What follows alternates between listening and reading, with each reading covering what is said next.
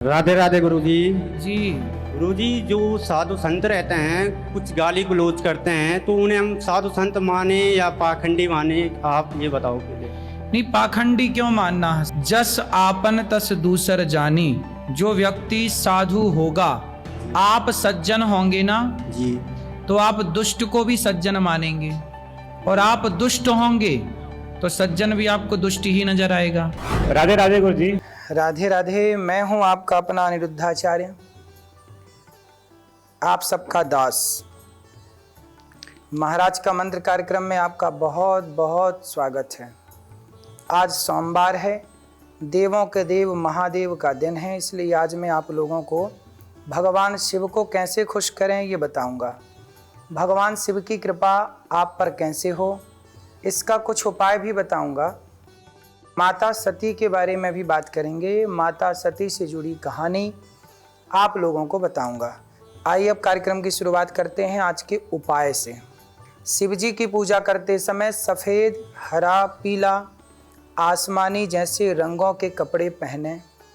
इन कपड़ों को पहनकर यदि आप शिवालयों में जा रहे हैं और शिवालय में जाकर के ओम नमः शिवाय का जाप कर रहे हैं, तो भगवान शिव आपसे बहुत प्रसन्न होंगे, क्योंकि भगवान शिव को ये रंग बहुत अच्छे लगते हैं। वैसे भगवान को तो सभी प्रिय हैं, सब भगवान के ही हैं, फिर भी जैसे किसी बच्चे को पराठा अच्छा लगता है, तो किसी बच्चे को गाजर का हलवा अच्छा लगता है, तो किसी को कुछ, ऐसे सब अपनी अपनी पसंद है। भगवान शिव को अक्षत चढ़ता है, क्योंकि अक्षत सफ़ेद रंग का होता है।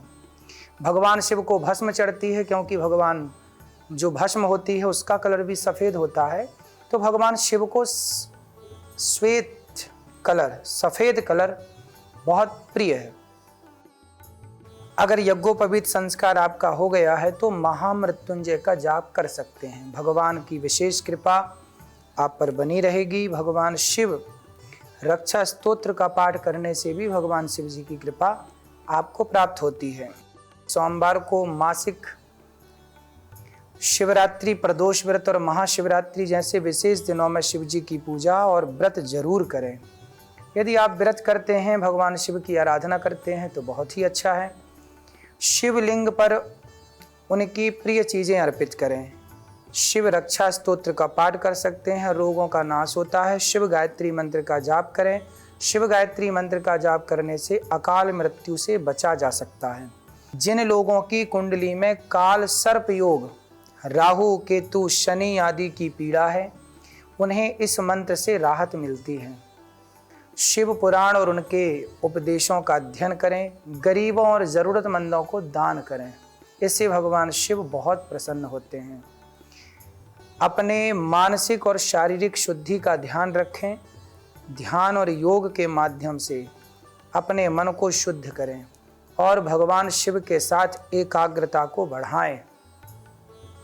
सोमवार के दिन अगर आप कच्चे चावल में तिल मिलाकर दान करते हैं तो पितृ दोष भी दूर होता है और घर में बरकत भी होती है। वहीं अगर आप सोमवार के दिन दीप दान करते हैं तो इससे सारी मनोकामनाएं पूरी होती हैं और भगवान शिव की कृपा प्राप्त होती है। सोमवार के दिन गन्ने के रस से अगर अभिषेक करते हैं भगवान शिव का, तो इससे दाम्पत्य जीवन में मिठास बढ़ती है। जो आपके पारिवारिक रिश्ते हैं बढ़िया होते हैं, आपसी प्रेम बढ़ता है। भगवान शिव को सफ़ेद चंदन और खीर का भोग लगाना अच्छा माना गया है। भगवान शिव को अक्षत यानी चावल जो खंडित टूटा ना हो वो चढ़ाएं। सोमवार को दही, सफ़ेद वस्त्र, दूध और शक्कर का दान करना शुभ माना जाता है। इनके दान से भोलेनाथ बहुत प्रसन्न होते हैं।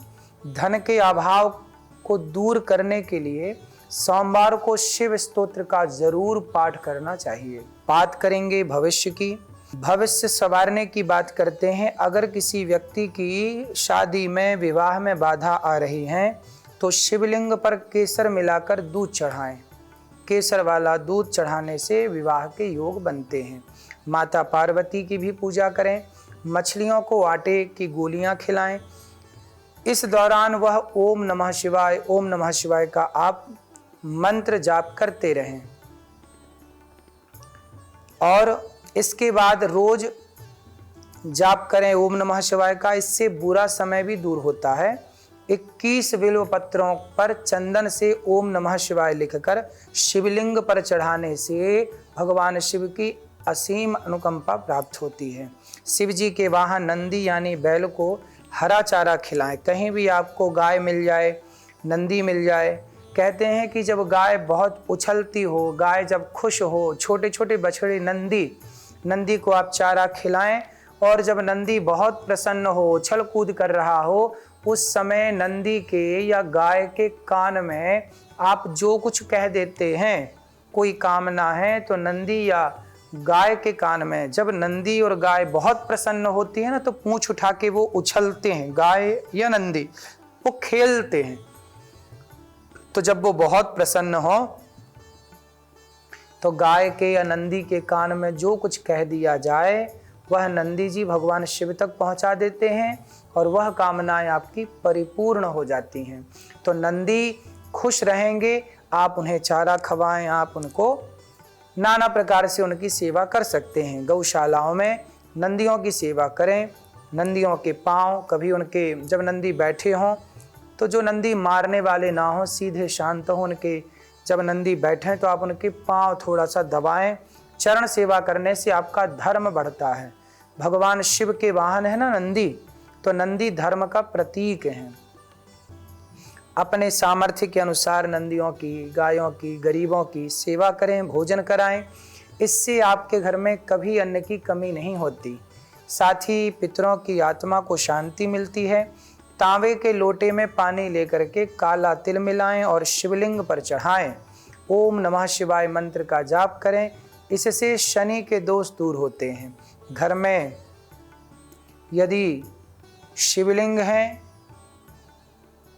तो आप उनकी पूजा करें, रोज शिवलिंग की पूजा करें, इससे आपकी आमदनी बढ़ने के योग बन सकते हैं। आपके घर पर नर्मदेश्वर हों या फिर आपके घर में स्फटिक के शिवलिंग हों, तो इन शिवलिंगों की रोज पूजा करें और इनकी पूजा करके बिल्व पत्र चढ़ाएं, चावल चढ़ाएं, कुमकुम चढ़ाएं, बड़े प्रेम से भगवान शिव की आराधना करें। भगवान आटे के 11 शिवलिंग बनाएं, 11 बार इनका जल अभिषेक करें। इस उपाय से संतान प्राप्ति के योग बनते हैं। शिवलिंग पर शुद्ध घी चढ़ाएं, फिर जल चढ़ाएं, इससे संतान संबंधी परेशानियां दूर होती हैं। भगवान शिव का अभिषेक करें, ओम नमः शिवाय मंत्र का जाप करें। शाम को शिव मंदिर में 11 घी के दीपक जलाएं। महादेव आपके सारे कष्ट हर लेंगे।